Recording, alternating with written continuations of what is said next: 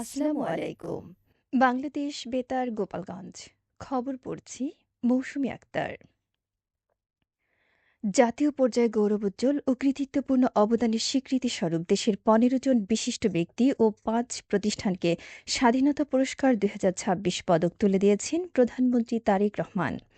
গতকাল বিকেলে ওসমানী স্মৃতি মিলনায়তনে এবছর পুরস্কারের জন্য মনোনীতদের হাতে পদক তুলে দেন প্রধানমন্ত্রী। এ সময় প্রধানমন্ত্রী বলেন, আইন শৃঙ্খলা পরিস্থিতির উন্নয়ন এবং দুর্নীতি কঠোরভাবে নিয়ন্ত্রণের মাধ্যমে জনজীবনে শান্তি ও নিরাপত্তা ফিরিয়ে আনাই সরকারের প্রধান অগ্রাধিকার। তিনি জাতীয় ঐক্যের উপর গুরুত্ব দিয়ে মতভেদকে বিভাজনের রূপ না দেওয়ার আহ্বান জানান। প্রধানমন্ত্রী শিক্ষা ব্যবস্থাকে আধুনিক ও কর্মমুখী করার পাশাপাশি কর্মসংস্থান সৃষ্টি এবং নারীর নিরাপত্তা নিশ্চিত করার ওপর গুরুত্বারোপ করেন। এ বছর মরণোত্তর স্বাধীনতা পুরস্কার পেয়েছেন সাবেক প্রধানমন্ত্রী খালেদা জিয়া। তার পক্ষে পুরস্কার গ্রহণ করেন নাতনি ব্যারিস্টার জাইমা রহমান। এছাড়া বিভিন্ন ক্ষেত্রে অবদানের জন্য ১৪ জন বিশিষ্ট ব্যক্তি ও ৫ প্রতিষ্ঠানকে সম্মাননা দেওয়া হয়। উল্লেখ, স্বাধীনতা পুরস্কার দেশের সর্বোচ্চ রাষ্ট্রীয় সম্মাননা, যা ১৯৭৭ সাল থেকে প্রতি বছর প্রদান করা হচ্ছে। গোপালগঞ্জে চাকরি মেলা ও সেমিনার অনুষ্ঠিত হয়েছে। গতকাল গোপালগঞ্জ সরকারি টেকনিক্যাল স্কুল ও কলেজ দিনব্যাপী এর আয়োজন করা হয়। সেমিনারে উদ্বোধন করেন জেলা প্রশাসক মোহাম্মদ আরিফুজ্জামান। পরে তিনি ফিতা কেটে চাকরি মেলার উদ্বোধন করেন এবং স্টলগুলো পরিদর্শন করেন। মেলায় ১১টি প্রতিষ্ঠানের স্টল অংশ নেয়। গোপালগঞ্জ সরকারি টেকনিক্যাল স্কুল ও কলেজের অধ্যক্ষ প্রকৌশল মোহাম্মদ নুরুল হকের সভাপতিত্বে বিশেষ অতিথি ও শিক্ষা প্রতিষ্ঠানের শিক্ষক শিক্ষার্থীসহ সংশ্লিষ্টরা উপস্থিত ছিলেন। আয়োজকরা জানান, এ ধরনের উদ্যোগ তরুণদের কর্মসংস্থানে গুরুত্বপূর্ণ ভূমিকা রাখবে। নড়াইলে জেলা প্রাণী সম্পদ কার্যালয় পরিদর্শন করেছেন জেলা প্রশাসক ড মোহাম্মদ আব্দুস সালাম। গতকাল পরিদর্শনকালে তিনি কার্যালয়ের সার্বিক কার্যক্রম সম্পর্কে অবহিত হন এবং সংশ্লিষ্ট কর্মকর্তা কর্মচারীদের সঙ্গে মতবিনিময় করেন।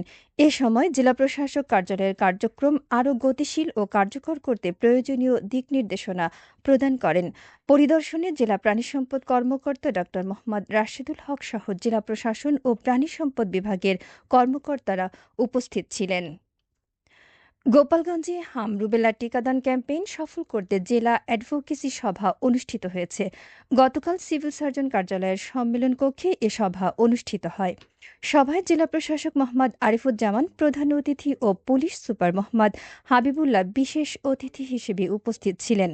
সিভিল সার্জন ড আবু সাইদ মোহাম্মদ ফারুকের সভাপতিত্বে সংশ্লিষ্ট দপ্তরের কর্মকর্তা কর্মচারীরা এ সময় উপস্থিত ছিলেন।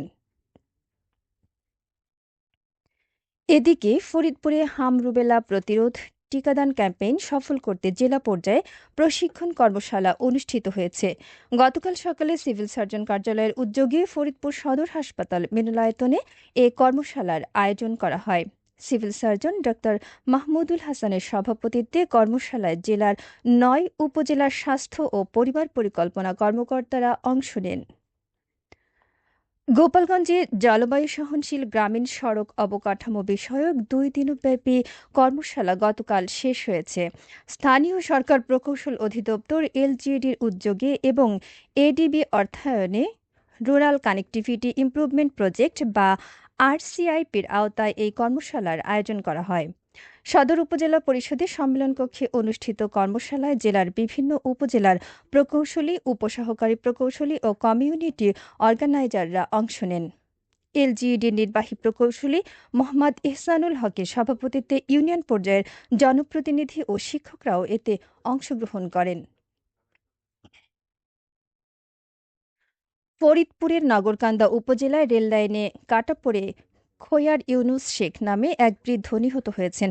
গতকাল দুপুরে ডাঙ্গি ইউনিয়নের বাসাবাড়ি এলাকায় এ দুর্ঘটনা ঘটে। স্থানীয়রা জানায়, রেললাইন পার হওয়ার সময় ট্রেনের নিচে পড়ে ঘটনাস্থলেই তার মৃত্যু হয়। পরে খবর পেয়ে রেলওয়ে পুলিশ ঘটনাস্থলে পৌঁছে মরদেহ উদ্ধার করে ময়নাতদন্তের জন্য হাসপাতালের মর্গে পাঠায়। এবারে শুনুন কৃষি সংবাদ।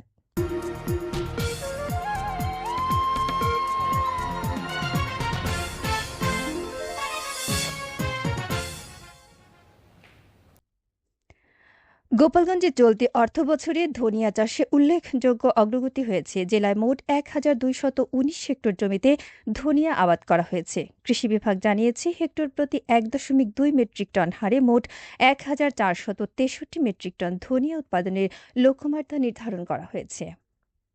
খেলার খবর হ্যান্ডবল।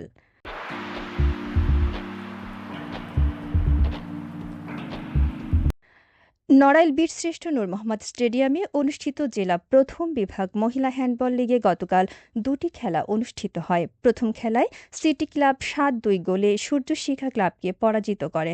অপরদিকে দ্বিতীয় খেলায় আউরিয়া যুব সংঘ ৮-২ গোলে শিখালী চিত্রা ক্রীড়া সংস্থাকে হারায়।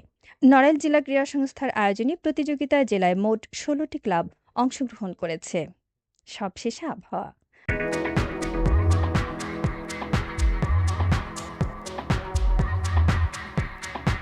আজ সকাল ৯টা পর্যন্ত আবহাওয়ার পূর্বাভাসে বলা হয়েছে, দেশের অভ্যন্তরীণ নদীবন্দরসমূহের জন্য কোনো সতর্কবার্তা নেই এবং কোনো সংকেতও দেখাতে হবে না। খবর শেষ হলো। আমাদের পরবর্তী খবর প্রচারিত হবে সকাল ১০টা বেজে ৩০ মিনিটে বাংলায়।